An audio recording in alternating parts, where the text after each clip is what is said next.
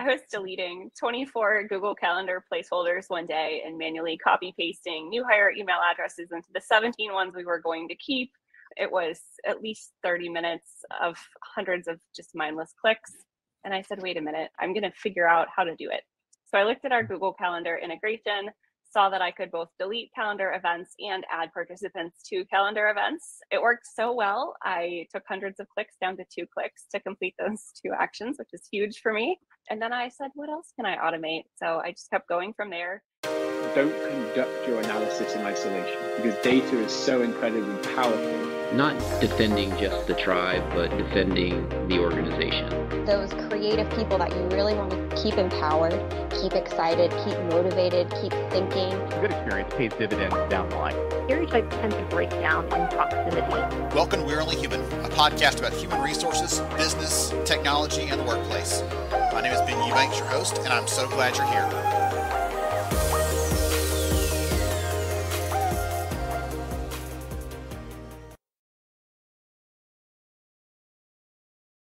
Hey, everybody. Welcome to the conversation. We're so glad to have you here. I'm Ben Eubanks. I'm the Chief Research Officer at Lighthouse Research and Advisory, and it's my job to understand the tools, the technologies, the strategies that lead to high-performance HR and talent practices. And so it's a ton of fun for the self-professed data nerd in the room, and I love what I get to do. I am so excited, though, to have the opportunity, the pleasure, the privilege to spend some time with Ashley here, Ashley Priebe Brown. We're going to understand more about what she has been up to over at Zapier, how she is helping the company to level up the onboarding approach and to create a massive impact on their people. Ashley, I can't talk you up highly enough. Go ahead and say hello and let everybody know more about who you are. Happy to be here today. I am Ashley. I'm the onboarding program manager at Zapier, where I've worked on onboarding for the last 2.5 years. It's my job to make sure that new hires get the experience that we promise them during the hiring process when they join us at Zapier. So looking forward to sharing more about how we do that with y'all today. We didn't want this to be too high level and not actionable enough for you. So Ashley is going to open her playbook and share some very specific things with you about how they approach this, like tasks that they carry out, all those kind of things. So you get a really good set of insights from what they're doing there. For those of you that are not familiar with Zapier and what the company does, we're going to have Ashley talk about what Zapier is and how it works, because it's a key part of this bigger conversation about how we can add some automation and personalization into the onboarding process. So we'll get into all those kind of things, especially how Ashley took on the reins and revamped the program for the benefit of all the people who have started there since then. So she's going to give us some step-by-step insights, things like that. And in addition to that, we'll also share some tips for virtual onboarding success. So before we get into some of the conversation around onboarding specifically, Ashley, I want to ask you about Zapier. They're your employer, but they're also one of your go-to tools to help you with some of this stuff. So talk us through that a little bit and help us understand, for people who aren't familiar, what the company does. Sure. So Zapier is a tool that provides easy automation for individuals and also for businesses of any size. We have a platform with the largest network of SaaS partners in the industry, and we connect tons of essential apps that small businesses need to automate their tasks. So that could be things like lead management, sales processes, project management, and of course, onboarding. So a real life example here on the screen of how I use Zapier at Zapier is that when we make a hire in our recruiting system, it sends a message over to Zapier, and then Zapier sends a message to Onboarder to launch that new hire in our onboarding workflow. So it's essentially a mechanism for connecting the different apps that you use and sharing information among them. So that's a great way to segue into this bigger conversation. And I'll tell you, for those of you out there, by the way, I have not met Ashley until this conversation, right? Prepping for this session for you today. But Lighthouse is a client of Zapier. And so we use the tools on a regular basis. And I was telling a new candidate last week was interviewing with us I said, Zapier is going to become your new best friend for helping you get some things done. So one of the things I'll tell you, if you haven't heard about the company or some of the details behind it, their big focus is on productivity, and not just productivity in some vague sense, but actually automating those things we do on a regular basis. And you saw the example Ashley just laid out there for you. When someone gets triggered here, it goes to there. When this happens, that needs to happen next. And so we're going to hear some ideas and some examples around that today. Their team, though, 100% remote. They're onboarding people, as we'll hear today, who are not showing up in an office, because for many of you, that may also be the case. And so you're trying to figure out how do we create this onboarding experience that really connects people when they're not physically connected with us. And so we'll go through some of those kind of things and the examples we'll share. And they also people around the world. So you're getting this perspective of a global organization. This isn't Ashley and 10 of her buddies in some garage somewhere as a high-tech company. This is a robust organization. They've got a lot of things going on. And so as we go through this, you'll get some real sense of that as we start diving into the actual workflows and the pieces that connect into it. And Zapier is designed for automation, for efficiency, for productivity, as I said. But the challenge at the company, again, pre-Ashley, we'll give them that credit, was that the onboarding program was not reflecting that. It did not reflect who they were as a company. And so then Ashley comes in and gets to put on her superhero cape or superheroine cape and save the day. So I'd love for you to talk about some of the things that you're running into when you came on board with the team and realized that, hey, we need to actually start to solve for this because this is a challenge for us. Yeah, for sure. So when I started, we had a great onboarding program, and we still have a great onboarding program. The content was really solid. New hires were giving us great feedback, but everything behind the scenes was manual. So we were manually launching people into our onboarding workflows, manually scheduling them for onboarding sessions. We have tracks that we can run depending on the time zones of our incoming hires. So we were like deleting sessions we weren't going to use, adding people to sessions that we were going to use. We were moving data manually into our HRIS, keeping people's profiles up to date. You can imagine there's human error involved with that. We were manually finding new hire buddies. We record all of our onboarding calls. So we were manually uploading those Zoom recordings into Google Drive, sending reminders. I was even manually creating new hire email addresses for a little while there. It was just a very click heavy process, very manual. So then you decide, wait a minute, let's be true to who we are as a company. One of your values is to be more efficient or more effective, I would imagine. And so talk about how that transition came about. Sure. So we have a value called don't be a robot, build the robot. And as I was, it's my favorite value at Zapier. I was deleting 24 Google Calendar placeholders one day and manually copy pasting new hire email addresses into the 17 ones we were going to keep. It was at least 30 minutes of hundreds of just mindless clicks. And I said, wait a minute, I work at Zapier. Our tool can do this for me. I'm going to figure out how to do it. So I looked at our Google Calendar integration, saw that I could both delete calendar events and add participants to calendar events, built a pair of Zaps that would do both of those things for me. It worked so well, I took hundreds of clicks down to 2 clicks to complete those 2 actions, which is huge for me. And then I said, what else can I automate? So I just kept going from there. Everything I listed earlier is automated to some degree at this point. So yeah, that's what the journey looked like to getting things more streamlined. But then you came to, okay, what about the actual onboarding program itself? So all these other things were happening outside in your own bubble. You got those taken care of. Then you've got to figure out, okay, things have to happen in the system where we're keeping all of our employee information, things like that, right?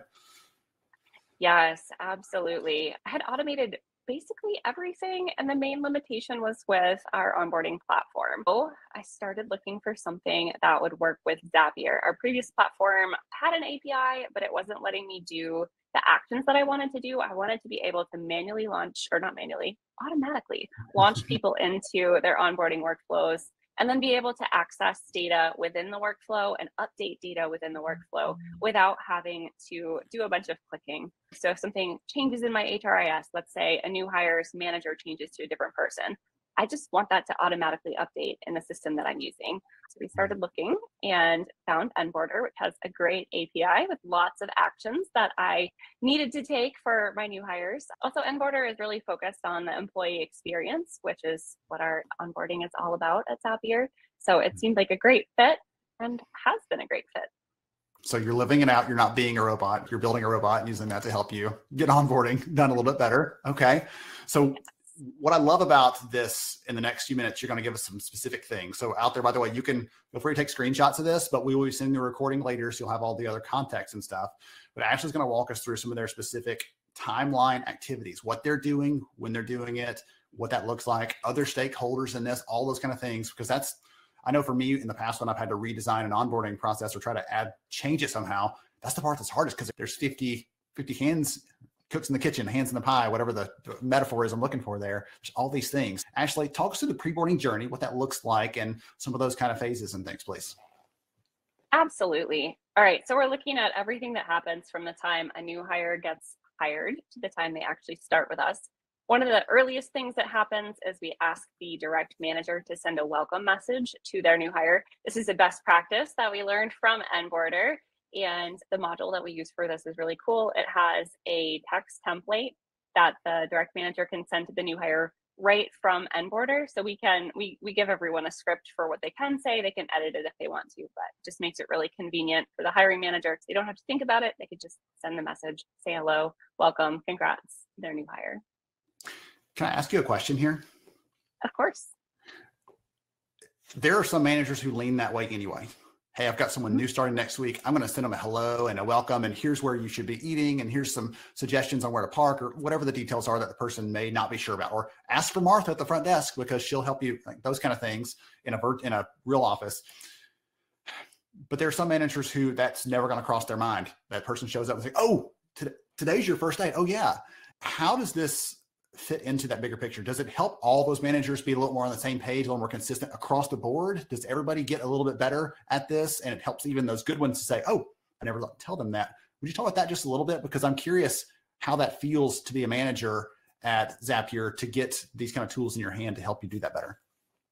Yeah, I've heard that it's helpful. I've gotten positive feedback about this from folks. I also can see, Onboarder has a dashboard where I can see the completion rates for all of these different modules. And our hiring manager completion rates have increased 10% in the last few months. That tells me people are interacting with these modules and using them the way that we've intended. I also haven't received any negative feedback, which is always good too. So I would say, yes, it's working. Folks are completing it consistently.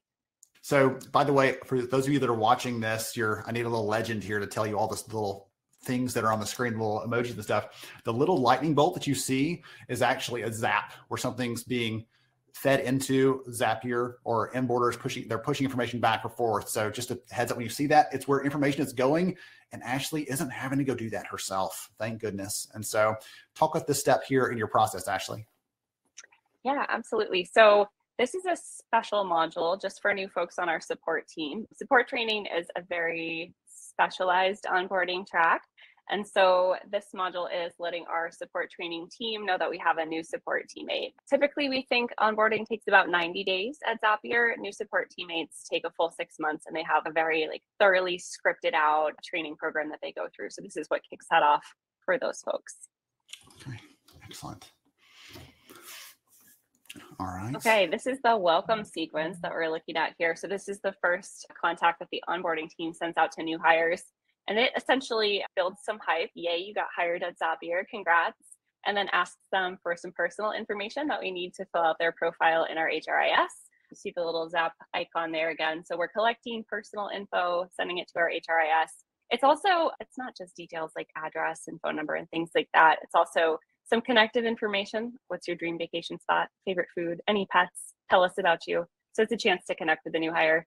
Once we have that info, we're able to send them their swag as well. So we have a swag package that we send out at this point too.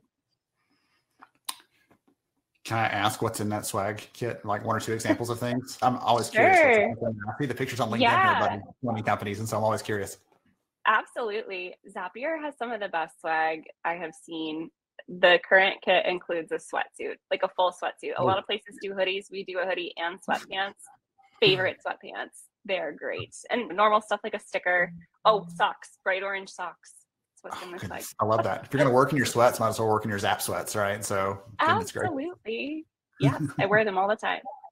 I heard someone talk about getting sweats or like loungewear or something like that a year ago. And I said, I never heard of that. Anybody say that until that person. And then you're the second person who said it. But thinking that, especially now when you get to wear things like that, you might as well be represent the company well and all those kind of things. So that's fun. All right. So part of the onboarding piece is not just getting your stuff, but how you actually ramp up to full productivity as a new person. So talk about what that looks like at Zapier. Sure. So 2 weeks before a new hire starts at Zapier, we ask their direct manager to start thinking about where that new hire needs to be at day 90 and then planning for that. We actually have a special template that we send to every hiring manager that helps them think through that whole process and work backwards from day 90 back through day one, and then make basically a roadmap for their new hire to follow throughout their first 90 days at the company. And we collect those from hiring managers. So we have a nice list and a doc program called Quota that we use, where every other hiring manager can jump in and see examples. So there's not duplication of effort. If two folks are onboarding similar roles, they can borrow from each other's ramping plans that way. I'm going to make a flag here because Amber said she'd be curious about what those ramping plans actually entail. Do you want to stop for a second and talk about that a little bit?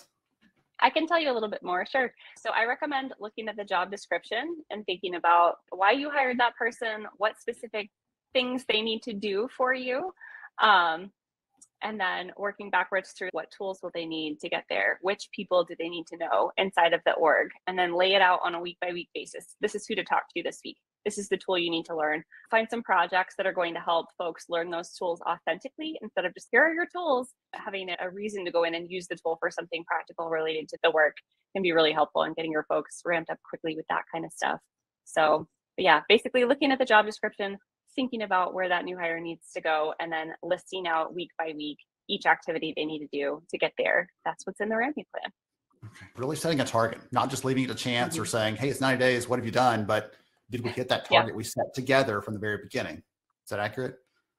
Yes. There's another question in the chat that I want to answer real quick about custom ramping plans versus standardized training. We use a blend. So our core onboarding, which we'll talk about in a minute, is standardized for the whole company. And then when we make the handoff to the hiring manager, it becomes more role specific and specialized. So yes, and it's not either or, it's and, right? There's a little bit of everybody gets this, and you get more specific, more tailored, more focused as you spend more time with your leader and your team. Okay. Yes. Excellent. Great questions, everybody, by the way. We love those. So awesome. Okay. So beyond that manager ramping plan, there's other people involved in this process of getting someone connected and up to speed. Talk about the Zap Pals. Sure. So we have a buddy program called Zap Pals. These are veteran Zapians who've worked at the company for more than 90 days who get paired with a new hire to show them the ropes and be a point of contact outside of their manager, the onboarding team, and their direct teammates. Across all of the onboarding literature that I've read, buddy programs seem to be the consistent thread. So we figure it's pretty important. It's good for fostering a sense of belonging and helping the new hire to get their bearings. I love that. One of the things that the research, you mentioned the research, so again, it's like doing research stats things that I can't resist. Everything says buddy programs are valuable, mentoring, connecting people, having that connection. But one of the things that I look at from a bigger picture learning perspective, if anybody has some questions around training and ramping and stuff, one of the things that we see is companies that do have an onboarding program, as you mentioned, this isn't a one-day thing and done. It's over time. We're building your strengths. We're building your connections to the company. We're building your connection to our values as an organization. And those things take a little bit of time to institute. And so the data show that people learn not just through training we give them, but through experiences, which you mentioned a minute ago, giving someone some assignment or something to go through, but also through social connections, who we can connect to around us. That gives us stronger ties to the organization and helps us to feel like we're at home or we're in the right place for us too. Absolutely. Yeah, it's really important. Okay. Sorry, I had to throw that one out there. Okay. And then talk about this step here in your process. Why don't you? Sure. So this is the step where we do what used to be the 100 clicks of adding new hires to our onboarding sessions for the following week. So the Monday before they start, we add them to calendar events for their crew, which is what we call our new hire cohorts. And my teammate Josephine does that now with the click of a zap. So you have a cohort start at a time, essentially. Zapier, you said, is growing quickly, and there's a group that starts at once. Even though they're virtual, a virtual cohort still has, you have the opportunity to connect them with other people that are starting at that time, correct? Yes. So we start new hires every 2 weeks in cohorts that we call crews. And they are like their own support group for going through onboarding as well. They're their own onboarding buddies too. Okay. Excellent. I'm taking a lot of notes myself over here, if you can't tell. So trying to keep people with all the good stuff. And you and I've already had a little bit of a preview on some of these things too. Okay. Sure. All right. We've moved past that. We've got this set up with the crew. So what comes next?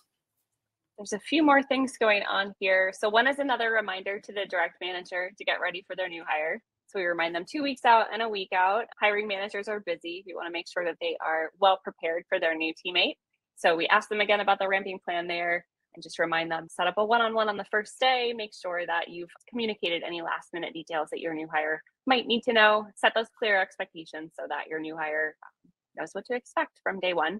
We also send over some info to our finance and accounting team to get our folks set up in our payroll and other financial systems.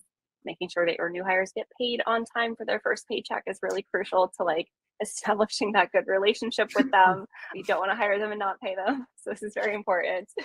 And then on the new hire side, if you look at pink line, prep for first day is a pre-boarding activity that we send out the Wednesday before our folks start.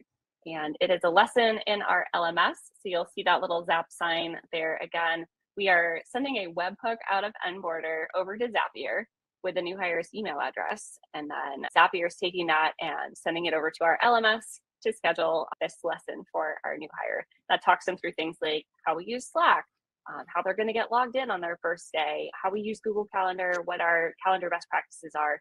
That way they're all set for their first day. They know where to go. They know where their crew channel is in Slack, who they're going to talk to first thing first. And then of course, how to accept their calendar invite so they can attend our live onboarding programming. I love the picture you're painting here of what it feels like to be on the other side of that as a new, what'd you call it, Zappian? Is that what you call it? Zappian. Like, new Zappian joined the team, because even maybe especially in virtual, it feels a little different. Say I'm starting and I'm not going to see anybody probably. We may be on Zoom, but I'm not going to see everybody. I'm not going to have a chance to shake someone's hand or do something else to really connect with them. So saying, hey, we're going to go through all the stuff that are just unwritten rules here. We're going to write them down so they're not unwritten anymore. So you can have a little more understanding of that. And so you don't feel like the odd person out or the person who's fish out of water. You'll feel very comfortable when you start working because how we work. Has that always been something from the very beginning that y'all had as part of this onboarding? Or was that something that you added at some point because you realized people are coming and we have a certain way we do this and we're going to make sure that they get how we do it? Do you know how that came about? This was before my time. I think it's very wise. It's certainly not something we would take out. It's very important in setting expectations for our new folks. Okay, excellent. All right, wonderful. Okay, and now we're going to get to some of the numbers, some of the figures, because I know we talked about this kind of in the headline for the event, all the other fun stuff, and I'll be honest, it sucked me in. I wanted to know where those numbers came from, and so I'd love to hear from you.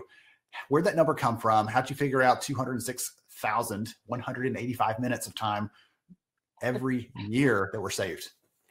Sure. So we have a productivity calendar inside of Zapier where the time that you've saved with your Zaps gets calculated. So if we're assuming a 40-hour work week, this comes out to be 86 weeks of work saved with Zaps, with our primarily onboarding related Zaps. Lots of time saved, lots of clicks saved, carpal tunnel saved. Yes, lots of headaches, maybe all those things where you realize, oh gosh, they start next week and I haven't done X, whatever X is. What have you, the joke I threw at you earlier is you probably should be on the beach sipping Mai Tais with all that freed up time, but you're not, right? You're dedicated to your people. So what are you doing with that time that you've freed up for you and the team now that you're not having to spend time on those things because they're handled? How are you using your time now? Yeah, we're able to take a step back and look at the bigger picture of our onboarding program and make some key changes, which I think we're about to talk through on a later slide here. Yeah, let's go ahead to the next slide, actually. Okay. Awesome. Thanks. Yeah, so one of the things that we've done is we researched what makes new hires successful at Zapier. We did that about a year ago. We surveyed everyone who got hired in 2020, their hiring managers, and also our executive team, just to find out what sets successful people apart at Zapier. And these 4 themes emerged. So one is expectation setting. This is having crystal clear expectations for every stakeholder in the process of onboarding a new teammate. So the expectations should be clear, and then reality should align with those expectations to get that really consistent, solid experience and deliver on what we've promised during hiring. Access to resources, we also found is very important. Of course, it's difficult to do your job if you don't have the tools that you need to do it. So this helps us make sure that everyone gets connected with the right resources, also at the right time. It's very important. Third one is relationships and interpersonal connections. So having a good relationship with your teammates, your manager, and other folks at work, having friends at work, having a fun side to your work. So this is really important to us. This helps cultivate a sense of belonging for our new folks. And then last, communication. So everything is written down in a remote environment, everything. So our new hires need to know how to communicate effectively and what the right channels are. And they also need to know how to digest incoming communication, which can be quite overwhelming when everything is written down. So it's important that they understand what they need to pay attention to and what things they can filter out from what's incoming. Do you expect them to come? Pillars. I was going to ask you on that communication one, do you expect them to come with some of that filter already built in, or is that something that you teach them as they come on? This is how we decide what's important. This is a priority for us. I don't know if that's team specific and manager specific, or if that's a bigger picture thing, because it's, as you said, this is a theme that runs across all of your onboarding, what makes it successful across the entire organization. So I wasn't sure if or how you address that piece, the communication piece, because as you said, especially in a remote environments, that becomes the default way of connecting with people and establishing work projects and all the other kind of fun stuff that gets done. For sure. We do a little bit of training around this during onboarding. It does differ by team. So we encourage new folks to talk to their teammates and find out what communication channels they're following. We encourage hiring managers to invite their new teammates to the right Slack channels for their team-specific and project-specific work. We also just launched an intranet. So my teammate Elise spent the last year researching and figuring out the best way for us to do a better job of managing our written down knowledge at Zapier. So we now have an intranet, which makes this so much better. So for all 4 of these pillars, we have survey questions now that measure new hire comfort levels with these 4 things. We're watching especially the access to resources one, to see if our scores go up there now that we have this intranet that helps folks digest communication, but it also is a resource. It's kind of a consolidation of resources that used to be spread out amongst multiple platforms. I know that when you mentioned the survey piece, that was an interesting idea to me, because I love data. I love understanding what's going on. I love surveying people to figure out what's going on with them and what the priorities are and what their perceptions are. And so for the audience out there, if you're listening into this, and I'd be curious to know if any of you use some sort of survey like that. As Ashley mentioned, they did for a cohort for a certain year. They surveyed everybody that came in that year to try to get a feeling for what's working, what can we fix for you or make it a little better for you. So if you out there use a survey, I'd love to hear about it. If you don't use one, I'd love to know if you'd be interested in diving into that. I'm just kind of curious. It's one of those things I think is a chance for us to make a process better. It's not if someone gives us a red flag, it's not hey, your team is bad. It's a opportunity for us to improve the process overall. And so I'm just kind of curious out there what people are thinking about that. Okay. Ashley, we actually got a question in, because we were talking about some of the training and how you help people connect to some of these pillars and the importance of those in the bigger picture of working at Zapier. Someone asked a question around the trainings you do. Are these live trainings? Are they videos? Are you giving them, you mentioned a course in the LMS earlier as an example, but is that a default? How are you helping these people with the different resources and tools you're plugging them into so they're ready to get connected, start ramping up, all those kind of things? Sure. So some of the trainings are live. Some of them are videos. Some of them are coursework, and some of them are articles. So all of the above. On a later slide, we're going to show you what our first 2 weeks looks like, which parts are live and which parts are asynchronous. So we can dig into that a little bit more in a few minutes. Okay. All right. I'm going to flip over to that one, because the first 2 weeks, we know from the data that the first connections we have at a company are the most important days. You don't get a second chance at a first impression. So talk us through how you redesigned that first couple week process for people and what that looked like. Sure. So we were getting pretty consistent feedback that onboarding was great, but it was super overwhelming. So first we went through and took out anything that wasn't completely necessary. And then we reorganized the content by theme. So it's still a lot of content, but I think when you can connect everything that you're doing in a single day back to one theme, that makes it way less overwhelming for your brain. You're not having to jump back and forth between topics because everything relates. It also just sets a really clear expectation for new hires of what they can expect out of each day at Zapier. So this is what our reorganized content schedule looks like. The first day is focused on welcoming the new hire to the org, getting them set up, doing paperwork, things like that, teaching them how to spend company money. We give an office setup budget to everyone so that they can purchase equipment for their home office, and they're usually very anxious to spend that right away. So we do that on day one, help build that enthusiasm, use that perk. Day two is about company culture. So we do a deep dive into our values and other important aspects of company culture at Zapier. The rest of the week is spent on how we work. So tools we use for work, ways we communicate, how teams are structured at Zapier, and then the last day is a reading day. So we still have some asynchronous content that comes the new hires' way on that day, but it's a good day to catch up, to read anything that folks have bookmarked as they explored our resources and get prepped for the following week. Kristen, and yes, each of these are a day. Okay. Sorry. It's okay. You saw the questions I did. So one of the things I want to ask you to confirm, because I think you said this earlier, I just want to make sure I had it right, is you said before this, these were all just mixed together, right? And one of the things you did was broke it out and say, okay, this day, this is the thing we're going to focus on because we want you to get that full day consolidated into one big picture perspective. Is that right? Yes, we tried to make it make sense. Before, we were doing things when a facilitator was available to present. Oh, you're free on Thursdays. Okay, we'll put that session on Thursday. It was very focused on like how to make the process work. And now it's more focused on which process works best for new hires. Ooh, okay. I like that one. Excellent. All right. So good question, Kristen. Answer that one. And we'll flip over to, because you had talked about asynchronous versus which ones are live. And I think that was one of the things people were asking about earlier, how these are structured. So talk about that. Sure. So you can see on the screen here, which are live sessions and which are asynchronous. We've tried to reserve live sessions for anything that has a strong human connection component. Like maybe it's a topic that new hires will have a lot of questions about. Maybe it's something where we really want them to connect with each other or with the facilitator, or it just seems like a good time for people to be together on Zoom. And then everything else is delivered asynchronously. We don't have set working hours at Zapier, so new hires are free to finish these as it best fits their schedule. So we've tried to reserve Zoom and make it not be new hires being on Zoom all day, every day for their first week at the company. Although they are free to jump on Zoom and work together on the asynchronous content if they want to. And we do see them doing that sometimes. And everything that you see asynchronous here is delivered through Onboarder. The content doesn't live inside of Onboarder. It lives in our systems. Onboarder is like the glue that connects the new hire with that info and also delivers it at the right time and helps us see what the new hire has looked at and where they are in their journey. Can I ask you about one of these tasks on here? Yeah, or one of the items on here? What is write a README? Oh, this is great. This is a session that my teammate Josephine put together. It is not facilitated. It's a co-working time for new hires, and they write a README document for their teammates about who they are, how they like to work, how they like to interact with their teammates, how they would like for their teammates to interact with them. So it's basically their user manual.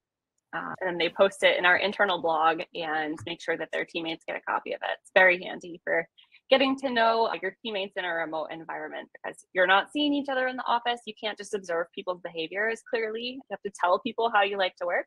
So this is our way that we get new hires to participate in that part of our culture.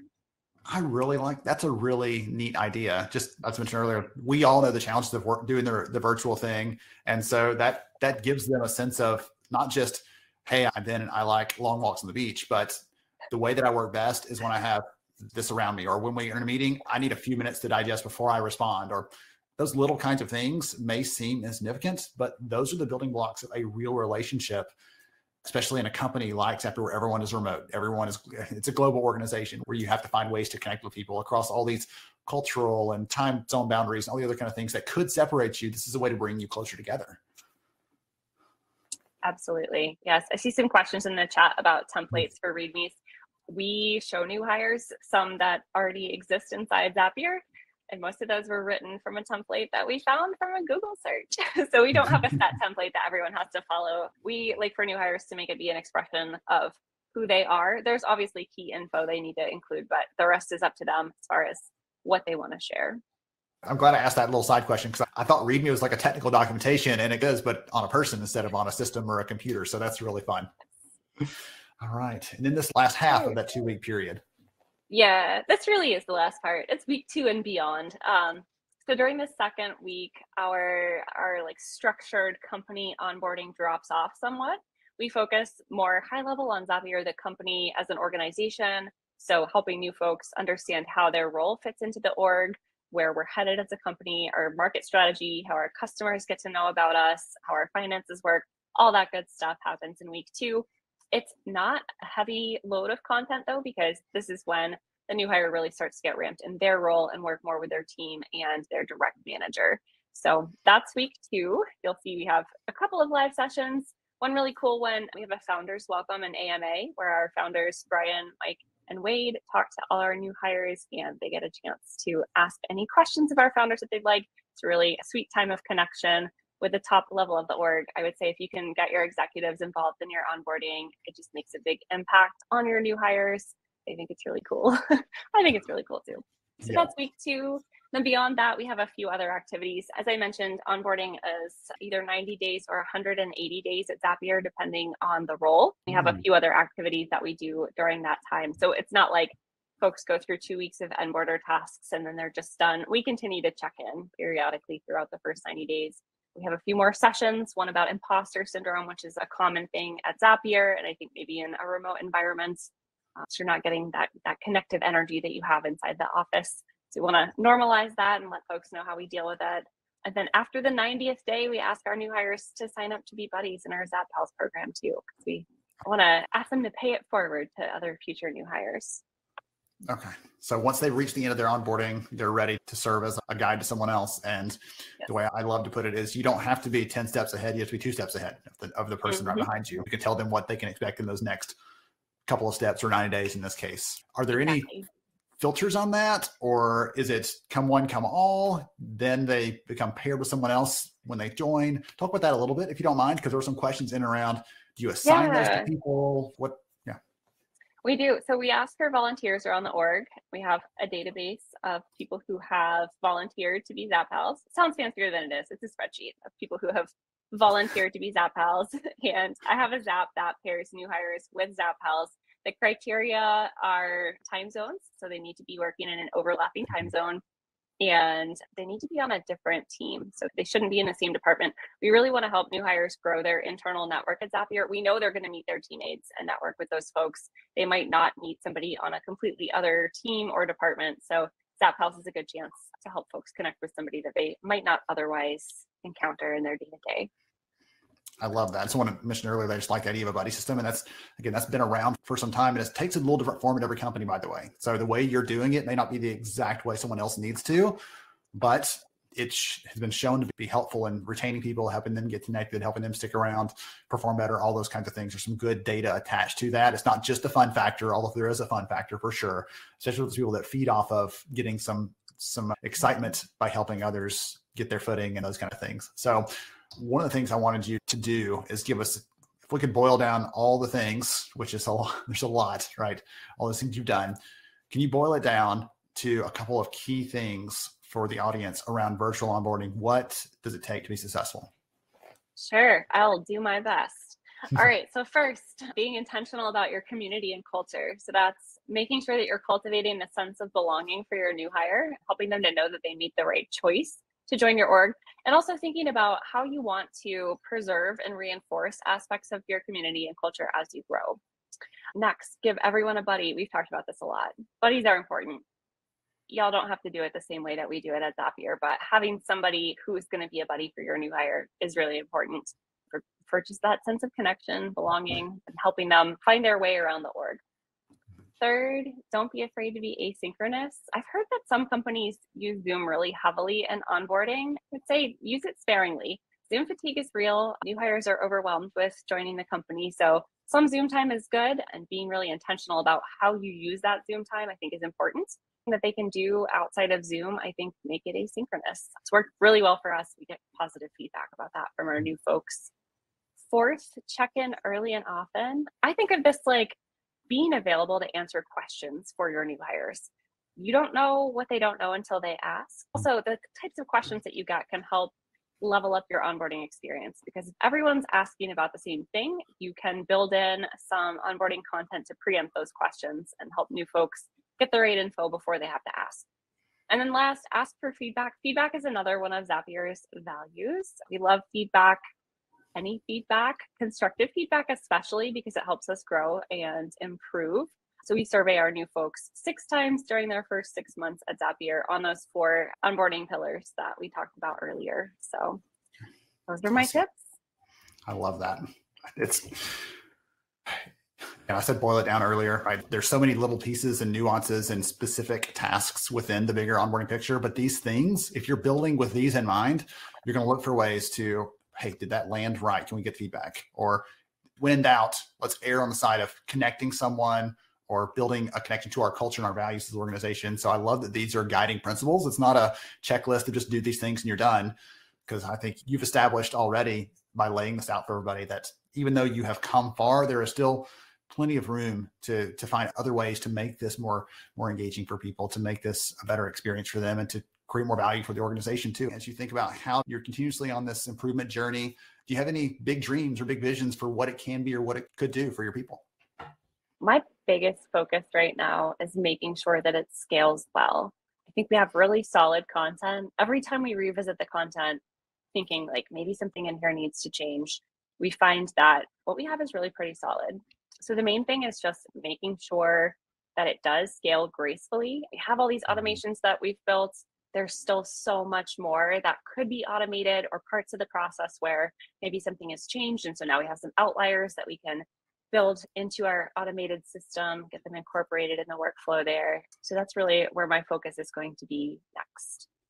You've been through this. You talked about looking back. Here's what we found that worked, right? You gave your pillars as an example of things that you found are key components of what creates a great, not just process, but a great experience for the people that you're bringing on.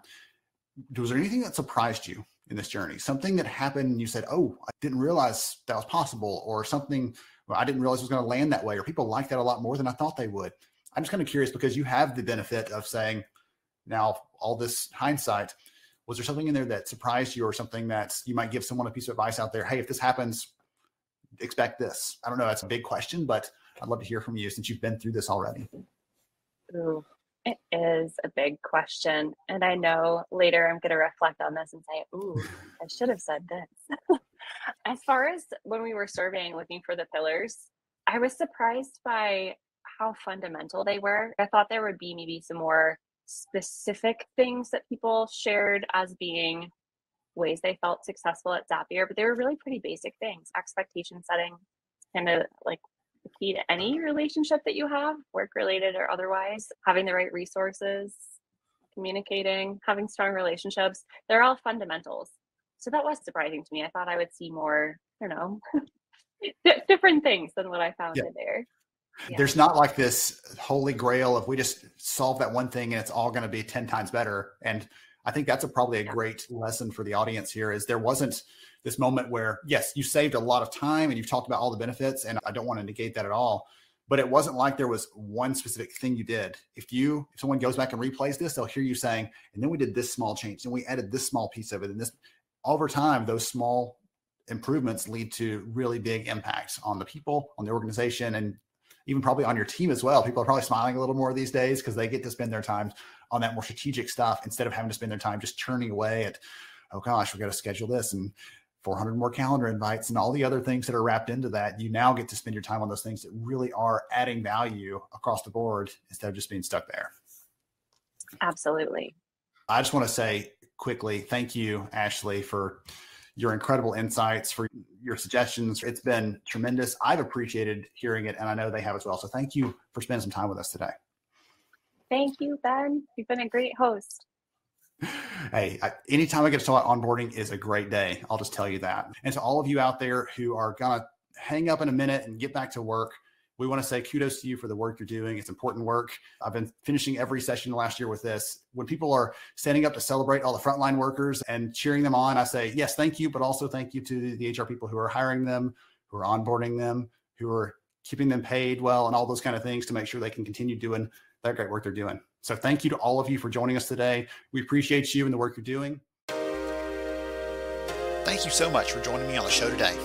I'm honored to have you as a listener. If you enjoyed this episode, please take 10 seconds to rate it at iTunes, Stitcher, or wherever you listen to your podcast. Also, if you know a friend that could benefit from today's conversation, please pass it their way. After all, a rising tide lifts all ships. To see show notes, sponsor information, and our full show archives, visit onlyhumanshow.com.